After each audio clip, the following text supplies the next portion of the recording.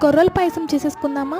క్రీమీగా taste చాలా బాగుంటుంది. చాలా తక్కువ ఇంగ్రీడియంట్స్తోనే ఈ పాయసంని మనం ప్రిపేర్ చేసుకోవచ్చు.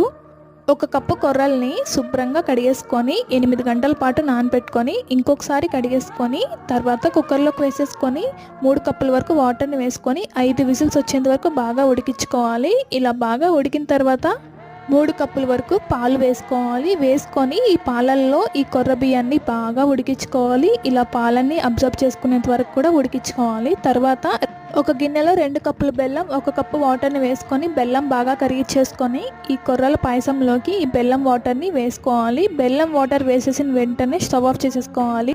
కొర్రలు పాలల్లో బాగా ఉడికిన తర్వాత మాత్రమే బెల్లం వాటర్ వేసుకోవాలి, లేదంటే పాలు విరిగిపోతాయి. తర్వాత ఒక కడాయిలో నెయ్యి వేసేసుకొని జీడిపప్పు కిస్మిస్ వేసుకొని బాగా వేయించుకొని ఈ పాయసంలోకి వేసుకోవాలి. 1 స్పూన్ ఇలాచీ పౌడర్ కూడా వేసుకుంటే కొర్రల పాయసం రెడీ.